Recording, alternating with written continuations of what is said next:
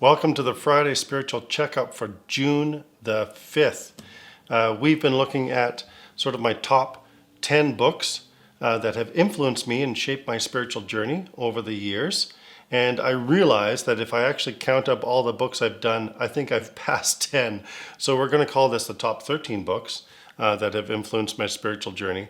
And thanks for the comments. Thanks for people who have sent in your list of books. Next week, we're going to publish a list of kind of the combined top books that people have identified as being influential in their spiritual life. Now, I know that some of you have also sent in questions like, why isn't Billy Graham on your list of top authors? Or why don't you have more female authors in this, or other different things? And I just want to say a couple things about this list. First of all, it's not a list of all the books I've ever read. There are other books that I've read, including Billy Graham and lots of female authors, and they've been influential in my life too. It's also not the top 10 books that I would recommend for you. If I was to come up with that list, I would have to know you a little bit better and say, maybe read this from where you're at. So it really is just books that, for some reason, have been highly influential in my life.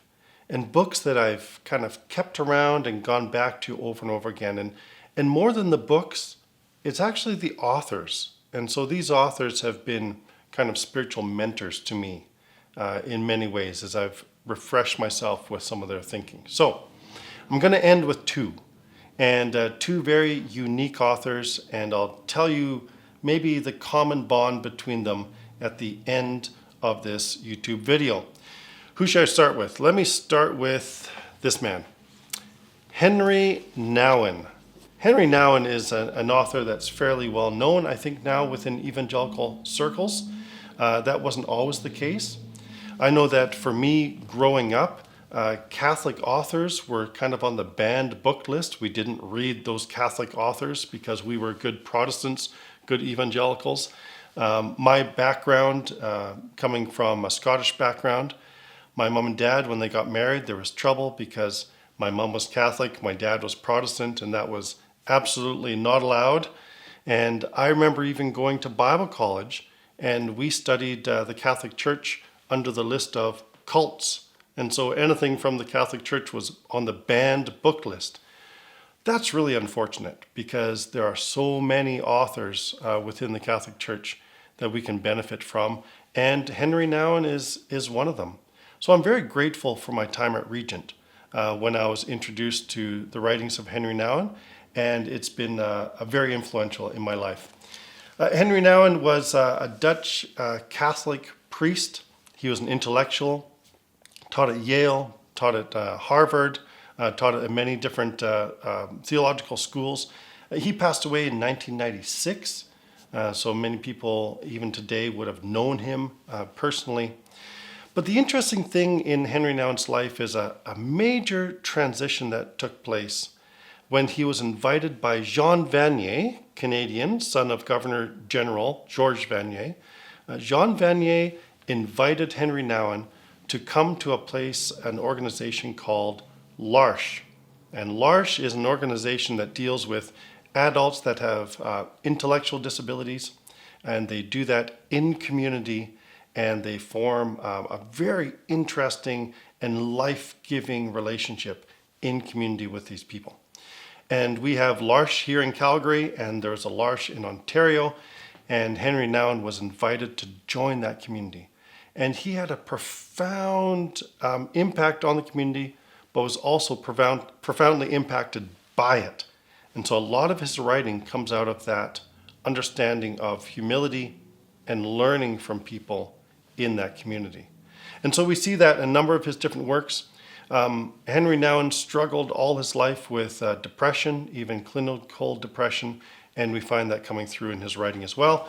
One of the books that was influential, The Wounded Healer. How, especially in pastoral care, do we care for others when we have our own wounds? So we bind up our wounds in order to bind the wounds of others. And it's a profound image and insights in that.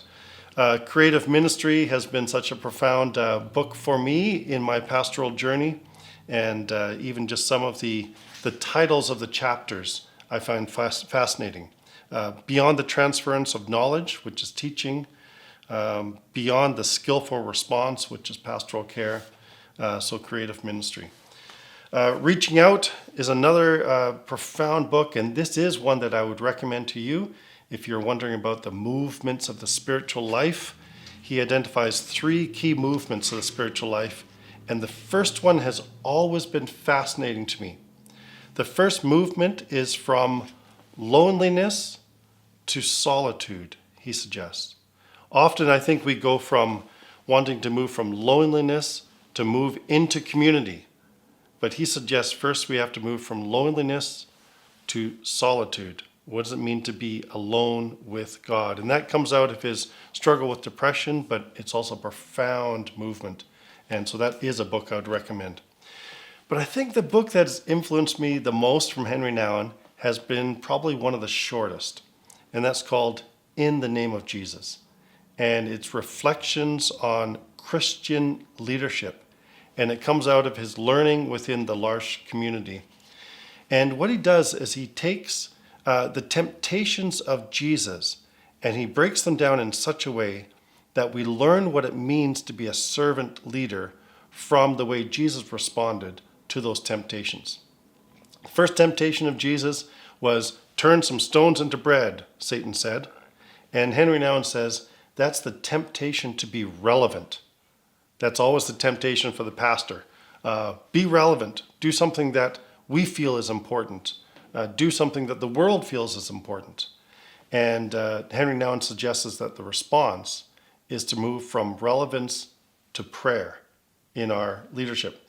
The second temptation of Jesus was jump off the high tower and do a magical, flip in the air and land on your feet. And it's the temptation to be spectacular. That's always the temptation to do something that's going to draw a crowd. And Henri Nouwen suggests that we need to move from popularity to ministry. And then the third temptation of Jesus was the temptation to bow down and receive the kingdoms of the world, the temptation to be powerful. And Henri Nouwen suggests that we need to counter that by moving from leading to being led. So fascinating insights. This is another book I would recommend. It's easy to read. It's insightful. It will help you, especially if you're in a leadership position within the church, in the name of Jesus. So Henri Nouwen has left certainly a mark on my life, especially with his honesty around depression and the way that he's written from that place of brokenness. Okay, one more. And this other character might not be so well known, and his name is George Herbert. George Herbert was Welsh. He was also a priest in the Church of England, and he died all the way back in 1633. George Herbert actually died when he was only 39 years old. And sometimes when I hear about these men and women who died very young, I'm always amazed at what they accomplished in their very short lifetime. And I wonder, what on earth am I doing here? Because they've done such an amazing job. In 39 years, George Herbert had a massive mark on the spiritual life of the English church, especially. George Herbert, his complete works I have here. This was a gift to me from a colleague and a friend, a fellow student. He gave it to me at my ordination. So this is probably one of my most prized books. In this complete works of George Herbert, we have a number of different things, including his lessons to the country parson. So people who were serving in rural ministries in England, how to be a pastor within those isolated communities. And there's been a tremendous number of lessons. But the majority of the book is poetry. And this is a skill that I've had to learn because poetry doesn't come really easily to me. And so this has been a tremendous gift to digest some of the poems of George Herbert. Here's what I love about the poems of George Herbert. As he goes through his poetry, they're not simply word poems, They're visual poems. I'm going to show you one here, and we'll put it up on the screen for you to see. But this is his poem called Easter Wings. And it's intentionally printed sideways and on 2 pages so it forms the shape of wings. And we'll put that up on a bigger screen for you to see. Another poem that he does is called The Altar. And the way he's written it is very intentionally in the shape of an altar. There's another poem that talks about death. He often talks about the theme of death. But as you read the poem, there's no punctuation mark. So by the end of the poem, you've actually run out of breath. And so his poems aren't just words, they're experiences. And we're invited into that. He walks through the entire church building, and there's a poem about every aspect of the building as you walk through the church. And so I've just found it a profound spiritual experience to delve into some of these poems. I would like to attempt to read you one of his shorter ones on prayer. And we'll post it so you can look it up and read it for yourself as well. But just listen to some of the metaphors, some of the imagery that he has in this poem on prayer. Here it goes. Prayer, the church's banquet, angels' age, God's breath in man returning to his birth, the soul in paraphrase, heart in pilgrimage. The Christian plummet sounding heaven and earth, engine against the Almighty, the sinner's tower, reversed thunder, Christ side piercing spear, the 6 days world transposing in an hour. A kind of tune, which all things hear and fear, softness and peace and joy and love and bliss, exalted manna, gladness of the best, heaven in ordinary, man well dressed. The Milky Way, the bird of paradise, church bells beyond the stars heard, the soul's blood, the land of spices, something understood. So that's George Herbert, and I think the combining factor for me between George Herbert and Henri Nouwen is they both suffered throughout their entire life. George Herbert suffered with something called consumption. That's what he died of, which could have been tuberculosis. And a lot of his poems reflect that idea of running out of breath or having a hard time breathing. And so that's part of his experience was with his own weakness. Henri Nouwen as well struggled immensely with depression and his own weakness. But out of this weakness came an example of God's strength and blessing to the church and a legacy that continues. So that's Henri Nouwen, George Herbert to round out. I've lost count of how many books I've given to you. You can count them up later.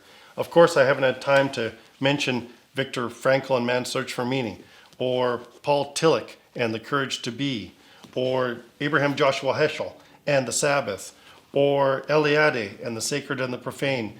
And we could go through book after book after book.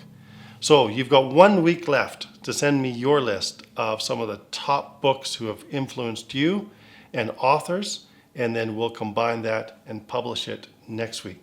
So thanks so much for tuning in today, and thanks so much for your feedback, and let's continue the journey together. Thanks.